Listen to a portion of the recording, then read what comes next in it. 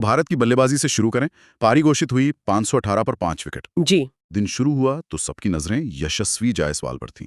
175 पर खेल रहे थे वो। हाँ, अपना तीसरा टेस्ट दोहरा शतक बनाने के बहुत करीब थे, सिर्फ 25 रन दूर। लेकिन फिर रनआउट हो गए। ये तो काफी निराशाजनक रहा होगा उनके लिए। हाँ, जायसवाल के लिए यकीनन एक बड़ा झटका था। तीसरा दोहरा शतक, वो भी इतनी कम उम्र में, बहुत बड़ी बात होती। और जिस तरह से आउट हुए। हाँ, वो और भी दुखद था। लेख में जैसा बताया गया है, गिल के साथ वो क्या कहते हैं, तालमेल में गड़बड़ी हुई। जायसवाल ने गेंद को मिड ऑफ की तरफ खेला और तेजी से रन के लिए भागे। गिल ने शायद मना किया या देर से मना किया। अच्छा। और जब तक जायसवाल लौटे, क्रीज से बाहर थे। उनकी निराशा तो चेहरे पर साफ दिख रही थी। जाहिर है इतना बड़ा मौका हाथ से चला गया। इस रनआउट का असर क्या सिर्फ उनके दोहरे शतक तक ही था या इसने भारत की रणनीति पर भी कुछ असर डाला होगा? देखिए, ये कहना तो मुश्किल है कि भारत का टारगेट क्या था, 600 या कुछ और। हाँ। लेकिन जायसवाल जिस तरह खेल रहे थे, अगर वो टिके रहते तो स्कोर शायद और तेजी से बढ़ता, 550 के पार आराम से जा सकता था। उनके जाने से रन गति पे थोड़ी रोक तो लगी होगी और शायद गिल पर भी जिम्मेदारी बढ़ गई कि पारी को संभाले। सही। ये सिर्फ एक विकेट नहीं था, वेस्टइंडीज के लिए थोड़ी राहत की बात भी थी। जायसवाल के बाद नीतीश रेड्डी को नंबर 5 पर भेजा, ये थोड़ा दिलचस्प लगा। हाँ, उन्हें एक अच्छा मौका मिला क्रीज पर सेट होने का। और उन्होंने 43 रन बनाए भी, कुछ अच्छे शॉट भी खेले। मैंने सुना स्पिनर्स के खिलाफ 2 छक्के भी लगाए। जी हाँ, स्पिनर्स को अच्छा खेला उन्होंने, 2 छक्के लगाए, पर उनका एक कैच भी छूटा था। अच्छा, किसने छोड़ा? एंडरसन फिलिप ने मिड ऑफ पर। आसान कैच था वैसे। रेड्डी ने अपनी प्रतिभा तो दिखाई, पर लेख में ये भी है कि जेडन सील्स की शॉट गेंदों ने उन्हें थोड़ा परेशान किया। और आखिर में वो बाएं हाथ के स्पिनर वारिकन की गेंद पर ही बड़ा शॉट मारने गए और लॉन्ग ऑन पर सील्स को कैच दे बैठे। तो वारिकन कुछ असरदार दिखे वेस्टइंडीज की तरफ से? हाँ, वो थोड़े बेहतर लग रहे थे बाकियों से। रेड्डी का विकेट उन्हीं को मिला। लेकिन आज के दिन के असली हीरो तो कप्तान शुभमन गिल ही रहे। बिना किसी शक के। नाबाद 129 रन, क्या कमाल की पारी खेली। दिल्ली में धूप थी, पिच अच्छी लग रही थी। हाँ, बल्लेबाजी के लिए अनुकूल परिस्थितियां थीं। और गिल ने पूरा फायदा उठाया। ये उनका 10वां टेस्ट शतक है और भारत में उनका सर्वोच्च स्कोर भी। जी। और एक और आंकड़ा है जो बड़ा दिलचस्प है। इस कैलेंडर साल में ये उनका 5वां शतक है। हाँ, ये बहुत महत्वपूर्ण है। और ऐसा करने वाले वो विराट कोहली के बाद दूसरे भारतीय कप्तान बने हैं। ये तो बड़ी उपलब्धि है। निश्चित रूप से ये बहुत बड़ी उपलब्धि है। कोहली के रिकॉर्ड की बराबरी करना, वो भी कप्तानी करते हुए, ये गिल की मैच्योरिटी और फॉर्म दिखाता है। आज की पारी में ये भी खास था कि उन्होंने सिर्फ स्पिनर्स को नहीं, तेज गेंदबाजों को भी शुरू से ही दबाव में रखा। हाँ, मैंने देखा वो आगे निकलकर फ्लिक कर रहे थे, कवर ड्राइव लगा रहे थे। बिल्कुल, उनका आत्मविश्वास साफ नजर आ रहा था। लंच तक वो 75 पर थे, तभी लग गया था कि आज कुछ बड़ा होने वाला है। इस पारी में कप्तानी वाली इस पारी में कुछ अलग दिखा आपको उनकी पिछली कप्तानी पारियों से? दबाव कम था या ज्यादा खुल के खेले? ये अच्छा सवाल है। मुझे लगा आज वो ज्यादा नियंत्रण में थे और ज्यादा क्या कहते हैं, खुलकर खेले। कभी कभी कप्तानी का दबाव बल्लेबाज के नेचुरल खेल को रोकता है, पर आज ऐसा नहीं लगा। शायद पिछले मैच की जीत का असर हो सकता है। अपनी फॉर्म और टीम की जीत दोनों ने शायद उन्हें वो कॉन्फिडेंस दिया कि बिना दबाव के खेलें। और कोहली के रिकॉर्ड तक पहुंचना दिखाता है कि जिम्मेदारी उन्हें दबा नहीं रही, बल्कि और बेहतर करने के लिए प्रेरित कर रही है। सही। लंच के बाद भी गिल ने आसानी से शतक पूरा किया। दूसरे छोर पे ध्रुव जुरेल भी अच्छा खेल रहे थे। हाँ, जुरेल भी अच्छी लय में दिख रहे थे। कुछ अच्छे शॉट लगाए उन्होंने। लग रहा था कि शायद वो भी 50 बना लेंगे। जुरेल काफी सहज लग रहे थे। 40 रन बना चुके थे और भारत का स्कोर भी तेजी से बढ़ रहा था। रन रेट उस समय लगभग 5 का था। लग रहा था भारत बहुत बड़े स्कोर तक जाएगा, लेकिन फिर जैसे रेड्डी के साथ हुआ, जुरेल भी चूक गए। वो कैसे आउट हुए? वो भी ऑफ स्पिनर रॉस्टन चेज की गेंद पर बड़ा शॉट खेलने गए, लॉन्ग ऑन पर कैच हो गए। और उनके आउट होते ही गिल ने पारी घोषित कर दी 5-18-5 पर। यह फैसला काफी तेजी से हुआ लगा। हाँ, तेज लगा, पर मेरे हिसाब से ये सोचा समझा रणनीतिक फैसला था। चायकाल से पहले करीब 1 घंटा बाकी था। बिल्कुल। जुरेल का विकेट शायद वो सिग्नल था जिसका गिल इंतजार कर रहे थे। स्कोर 500 पार था, बढ़त अच्छी थी और सबसे जरूरी, गेंदबाजों को नई गेंद से अटैक करने के लिए दिन में काफी समय मिल रहा था। हाँ, वो चाय से पहले का 1 घंटा और फिर पूरा सेशन। जी। सुबह से भारत का रन रेट 4 से ऊपर ही रहा था।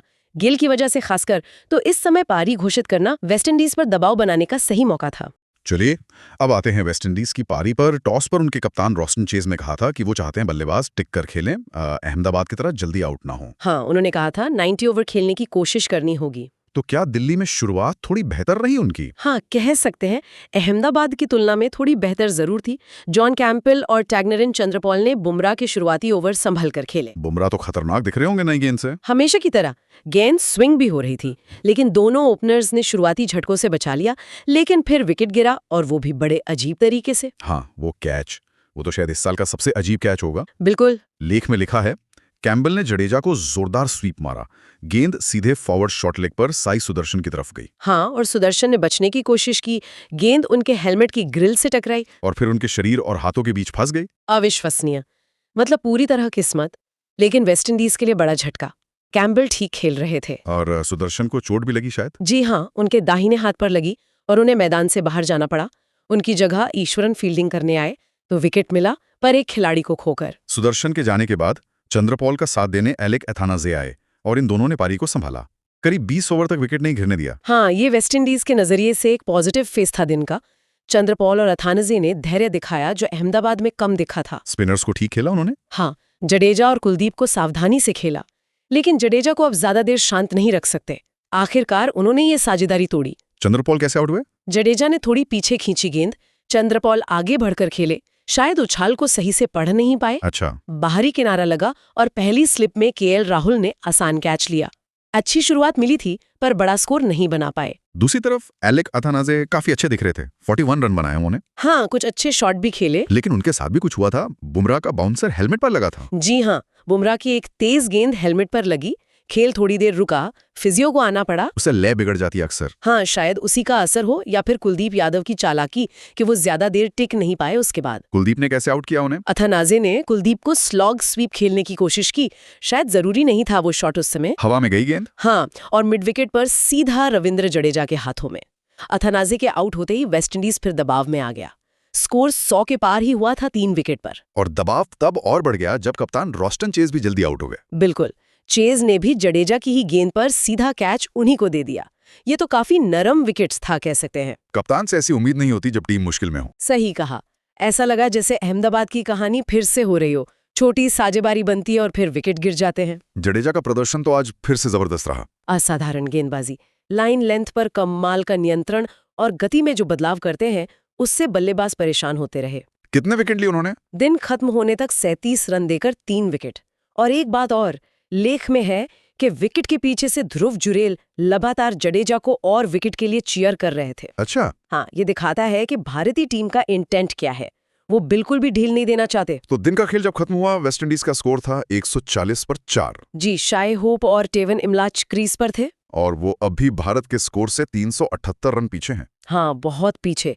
तो कुल मिला के देखें तो आज का दिन पूरी तरह से भारत के नाम रहा।